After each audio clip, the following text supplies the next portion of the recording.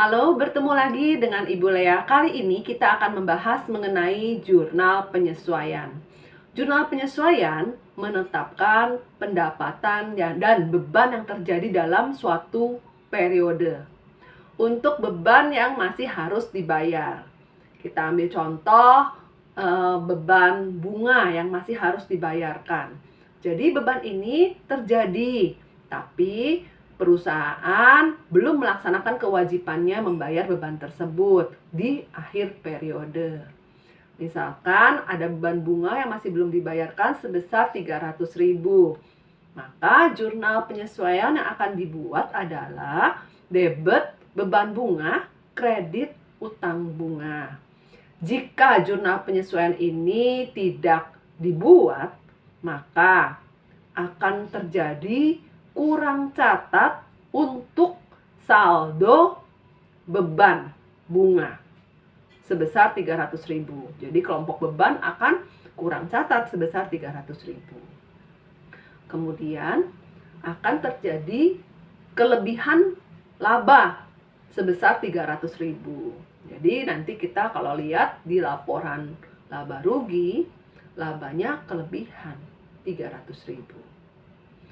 Lalu kurang catat saldo utang bunga sebesar 300.000. Jadi nanti di dalam kelompok utang akan terjadi kurang catat sebesar 300.000. Untuk beban yang masih harus dibayarkan ini, kita akan ingat bahwa pada saat akhir periode kita akan buat jurnal penyesuaian debit beban, kredit utang beban.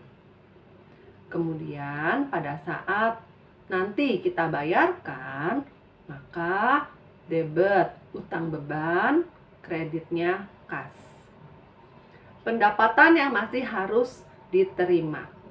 Untuk pendapatan yang masih harus diterima, artinya kita sudah menghasilkan pendapatan tersebut, tapi pembayarannya masih belum diterima sampai akhir periode. Contoh, misalnya kita sudah melaksanakan pembangunan sebuah rumah sebesar 40% dari total pekerjaan 500 juta. Artinya kita sudah bisa mengakui pendapatan sebesar 500 juta dikali 40%, sehingga hasilnya adalah 200 juta.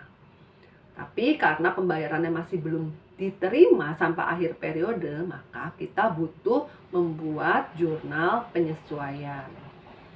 Debit piutang usaha, kredit pendapatan usaha, masing-masing sebesar 200 juta. Jika jurnal penyesuaian ini tidak dibuat, maka akan terjadi kurang catat untuk saldo pendapatan usaha sebesar 200 juta. Kemudian akan kurang laba sebesar 200 juta. Kita bisa lihat nanti di laporan laba rugi. Lalu kurang piutang usaha, saldonya berkurang tuh karena jurnal penyesuaian belum dibuat, sebesar 200 juta. Jadi untuk pendapatan yang masih harus diterima, kita akan membuat jurnal penyesuaian debit piutang usaha, kredit pendapatan usaha. Kemudian jika suatu hari nanti customer membayarkan, kita menerima uangnya debit kas, kredit piutang usaha. Kemudian untuk beban yang dibayar di muka. Beban dibayar di muka kita bayarkan di awal, tapi digunakan di masa yang akan datang. Jadi dengan berjalannya waktu, beban tersebut yang sudah kita bayarkan di muka digunakan, pada saat digunakan itu akan menjadi beban. Jadi yang beban dibayarkan di muka bukan merupakan beban, tapi itu merupakan harta karena kita belum pakai. Jurnal pada saat kita membuat pembayaran beban dibayar di muka, debit beban dibayar di muka, kredit kas. Lalu pada saat digunakan, jurnal penyesuaiannya adalah debit beban, kredit beban dibayar di muka. Contoh beban dibayar di muka. Iklan dibayar di muka, asuransi dibayar di muka, sewa dibayar di muka. Misalkan kita mengambil contoh ada sewa yang sudah dijalani sebesar 600.000. Artinya dulu sudah kita bayarkan di muka dan kita sudah berjalan waktu menikmati sewanya itu sebesar 600.000. Maka jurnal penyesuaian yang akan kita buat adalah debit beban sewa, kredit sewa dibayar di muka sebesar 600.000. Jika jurnal penyesuaian ini tidak dibuat, maka akan terjadi kurang catat saldo beban sewa sebesar 600.000. Jadi nanti kelompok beban akan kekurangan catat sebesar 600.000. Kemudian akan terjadi kurang kelebihan laba sebesar 600.000. Labanya jadi kelebihan karena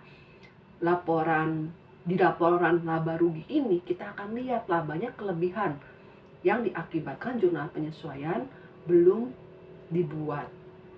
Lalu saldo beban dibayar di muka akan kelebihan sebesar 600.000 karena kita belum buat penyesuaiannya sehingga belum kita kurangi. Untuk beban dibayar di muka, saat kita bayarkan, kita akan membuat jurnal debit, beban dibayar di muka, kredit kas.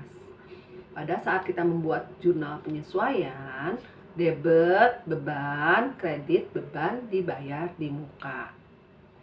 Kemudian untuk pendapatan diterima di muka.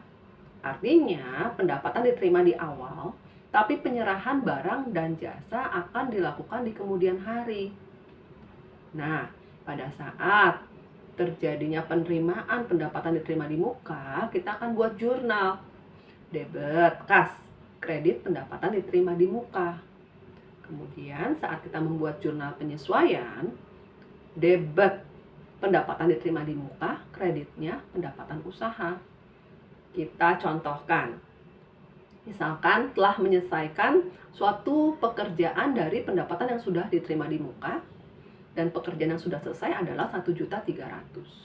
Maka jurnal penyesuaian yang dibuat adalah debit pendapatan diterima di muka, kredit kas 1.300.000. Jika jurnal penyesuaian ini tidak dibuat, maka akan terjadi kekurangan pendapatan sebesar 1.300.000. Nanti kita bisa lihat di laporan laba rugi. Kemudian akan kurang catat saldo pendapatan usaha sebesar 1.300.000. Lalu kelebihan catat untuk saldo pendapatan diterima di muka sebesar 1.300.000. Berikutnya adalah penyusutan. Biasanya dalam operasional sehari-hari kita menggunakan aktiva tetap. Karena digunakan maka nilainya akan menyusut. Nah, kenapa bisa menyusut? Karena kita mengadakan perhitungan beban penyusutan atas aktiva tetap yang telah digunakan untuk operasional sehari-hari. Kita contohkan dengan membeli mobil yang akan dimanfaatkan selama 5 tahun, nilainya 300 juta. Kita beli mobil, sekali lagi 300 juta untuk masa 5 tahun umurnya. Kemudian estimasi nilai residunya 0, nilai sisa atau nilai residu 0. Dan mobil ini akan dioperasionalkan sebagai taksi dengan harapan setiap tahun memperoleh penghasilan sebesar 200 juta. Nah, jika kita hitung penyusutannya adalah 300 juta dibagi 5. Artinya setiap tahun akan kena penyusutan sebesar 60 juta. Jadi beban penyusutannya 60 juta. Sedangkan misalkan kita mengestimasikan bahwa setiap tahun menerima penghasilan sebesar 200 juta. Artinya 200 juta kita bandingkan dengan bebannya 60 juta, sehingga kita bisa melihat bahwa selama 5 tahun kita akan memperoleh laba sebesar 140 juta. Kita akan coba menghitung penyusutannya. Tahun pertama akan terjadi beban penyusutan sebesar 60 juta. Kemudian kalau kita menghitung akumulasi penyusutan, artinya di tahun pertama 60 juta. Kemudian nilai sisa kita akan hitung dari harga perolehan dikurangi dengan akumulasi penyusutan. 300 juta dikurangi 60 juta, hasilnya adalah 240 juta. Tahun kedua, beban penyusutan 60 juta. Akumulasi penyusutan 120 juta. Nanti nilai sisanya kita hitung. 300 juta dikurangi 120 juta. Sehingga hasilnya adalah 180 juta. Tahun ketiga, beban penyusutan 60 juta. Kemudian akumulasinya adalah 120 juta ditambah 60 juta, sehingga hasilnya adalah 180 juta. Kemudian nilai sisa adalah 300 juta dikurangi 180 juta. Hasilnya adalah 120 juta. Kemudian tahun keempat. Tahun keempat kita akan hitung lagi penyusutannya 60 juta. Akumulasi penyusutan artinya sekarang akan menjadi 240 juta. Lalu nilai sisa akan jadi 60 juta.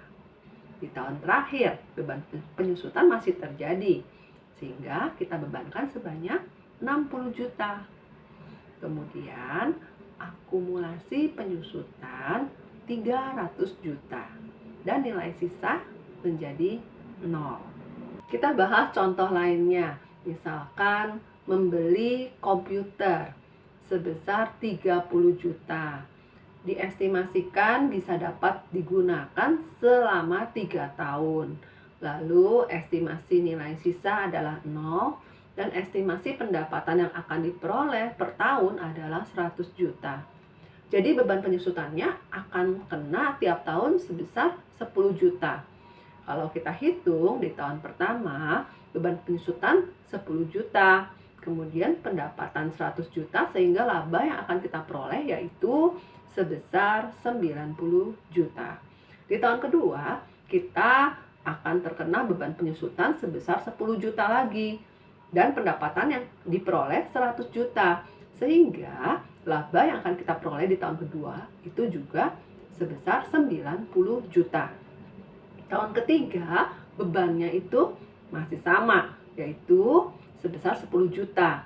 Lalu pendapatan yang diharapkan adalah 100 juta, sehingga laba yang kita akan terima di tahun ketiga itu juga sama, yaitu 90 juta. Jika kita menghitung penyusutannya ya, jadi seperti ini. Tahun pertama penyusutan 10 juta. Akumulasi penyusutan yaitu 10 juta. Lalu nilai sisa yaitu 30 juta dikurangi 10 juta yaitu 20 juta. Ya, kita ingat ya bahwa menghitung nilai sisa yaitu harga perolehan dikurangi dengan akumulasi penyusutan. Tahun kedua, penyusutannya 10 juta. Akumulasi penyusutan 20 juta. Nilai sisanya 10 juta. Tahun ketiga, penyusutan 10 juta. Beban penyusutan 10 juta ya. Kemudian akumulasinya jadi 30 juta. Lalu nilai sisanya jadi sebesar 0. Nah, Pada saat kita membeli aktiva tetap, kita akan jurnal debit aktiva tetap, kreditnya kas. Jika pembelian secara tunai. Kemudian, pada saat kita melakukan jurnal penyesuaian, kita akan buat jurnal debitnya, beban, penyusutan, kreditnya, akumulasi, penyusutan. Jika ada transaksi penyusutan, misalnya penyusutan peralatan sebesar 500.000, maka kita akan buat jurnal penyesuaian debit beban penyusutan 500.000, kredit akumulasi penyusutan sebesar 500.000. Jika jurnal penyesuaian ini tidak dibuat, maka saldo beban penyusutan akan kurang.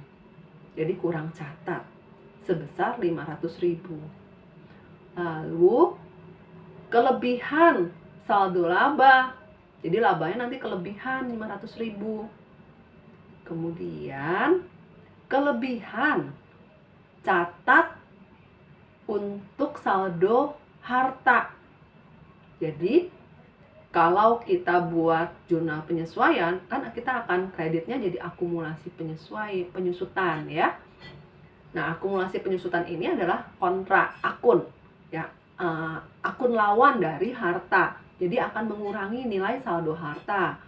Jadi kalau tidak dibuat, maka saldo hartanya tetap saja tidak berkurang. Jadi kelebihan sebesar 500.000. Demikianlah pembahasan kita mengenai jurnal penyesuaian. Sampai jumpa.